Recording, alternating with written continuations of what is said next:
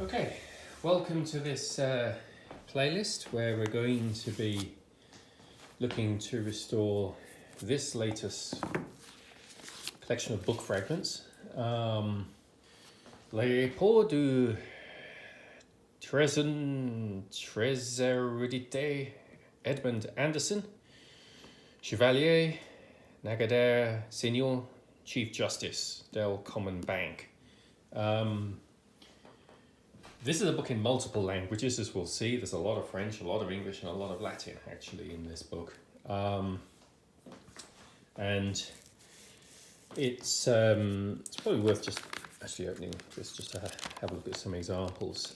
I've never actually seen a book really quite like this. Because not only do you have the languages, but you also have the languages in different fonts. So consistently through this book, the French is in Gothic. You'll see up here the Latin in a clearer, I don't know what kind of text that would be. Almost looks like, I don't know what that font would be. If you know, please let me know. And if there's English in here, and there is some,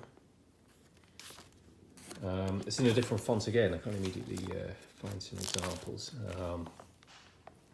But anyway, you've got multiple different languages in different fonts. It just makes for a very interesting book, I suppose. This is dated 1664, and it's all of this guy Edmund Anderson was a very significant legal figure in the courts of justice during the reign of Queen Elizabeth. Now, if you ended up in a court in front of Queen Elizabeth, the chances are you were going to lose your head. So the world of justice was very, very different then. It's also worth just looking at the history of ownership. And this, if there's one message I'll give, it is if you purchase very old books, always check out the previous owners. Books were luxury items if you go back several hundred years. And if you signed a book, you were probably important and you probably had a big ego. That's why you're signing. And people who are important and have big egos also tend to create traces in history that we can check today looking at Wikipedia and so on. The internet's just an amazing thing for being able to source that kind of thing. So looking at this, it's quite interesting. So I haven't been able to make out this signature here. It's also Janiston Might or something, I don't know, 1853. That gets crossed out by this individual, E.L. Dana, 1858. Now, he was a very interesting individual. So I'll just bring this into shot. Hopefully it renders okay on the phone. But here he is, Edmund Lovell Dana. He was born in 1817 in Wilkes-Barre. He went to Yale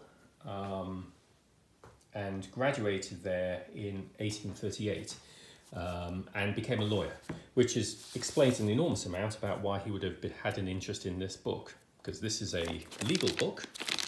About, this 200-year-old legal book about English law. And there's actually a namesake there as well, which I'm sure would have sort of tickled his ego. So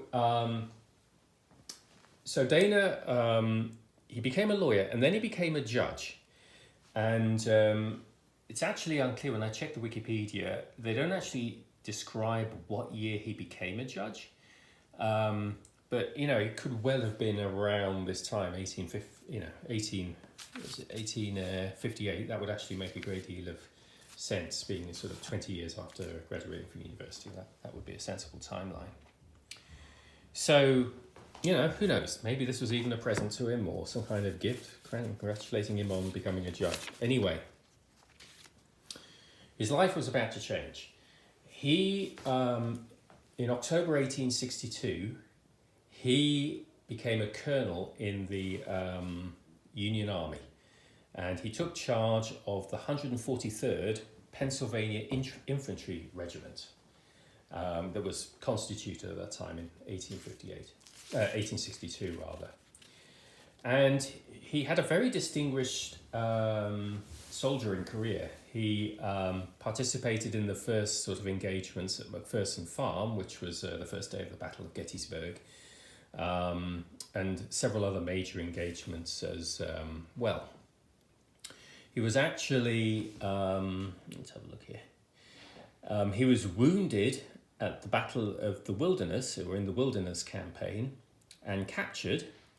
And the Confederates put him in prison in Macon, Georgia. And then in 1864, he was the subject of a prisoner exchange. And in July 65, he became Brigadier General before being demobilized in August of 1865. He went on to live until the age of 1899. So this book probably sat in his library for many decades, actually. So, very significant figure in history. A very accomplished individual even before he went into the military, and did a lot in the military as well. Now, it's actually interesting. I'm going to just get a bit closer here. Dana actually writes quite a lot about this book, and I'm going to try and transcribe it as best I can because it's very faint. But he's describing the author Edmund Anderson, and he says, Edmund Anderson was Chief Justice of the Court of, I think, Pleas in 1581 at the King's Bench, I think that is. And then he sat in, the date 1602, he then sat in judgment on Mary Queen of Scots in October 1586, and in 1587 presided at the trial of Scott Davison in the Star Chamber for signing the warrant for his execution. His decision that Davison had, I don't fully make that out, but anyway,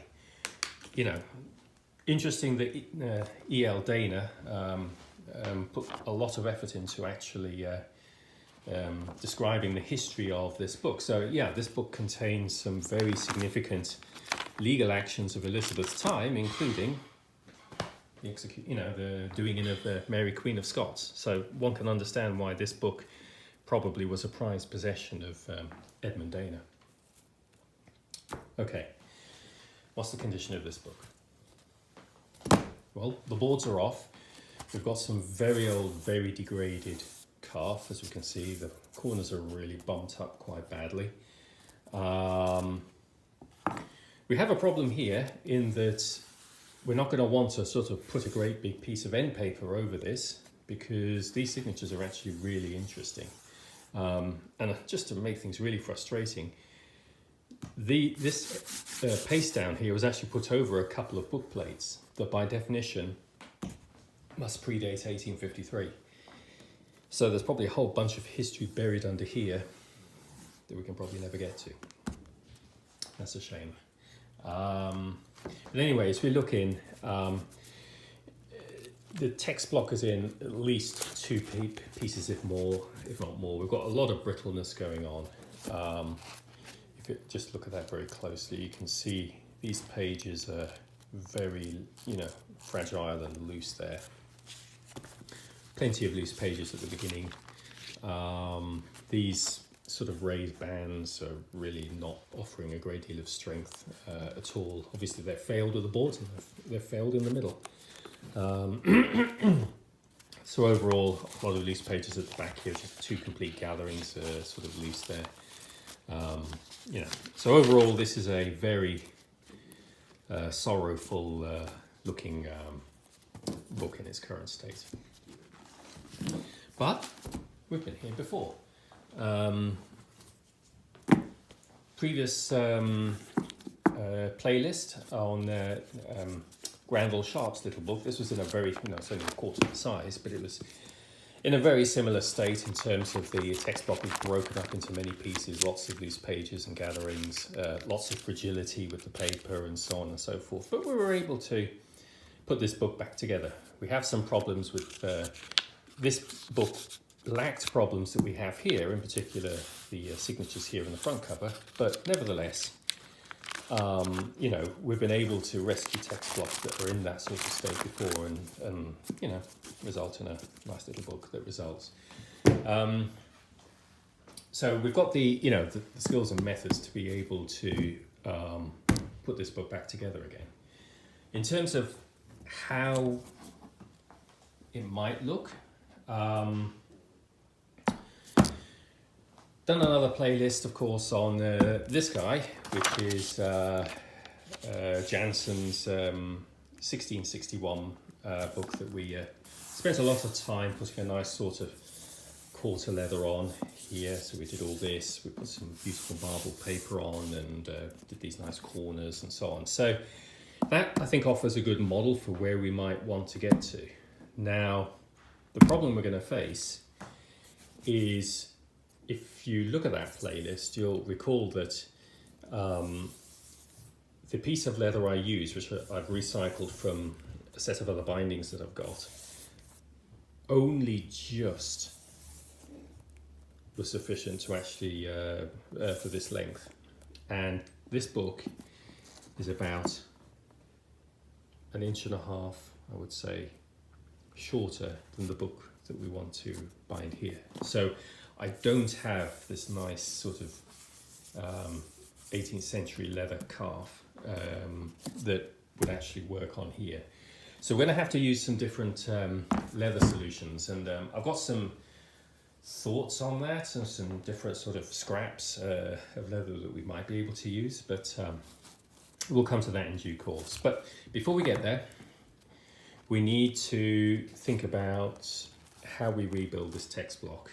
Now, you'll probably, if you've seen this, the Granville Sharp playlist, you'll recall that I set up a wooden board with metal spikes and basically sewed the gatherings one by one around the spikes.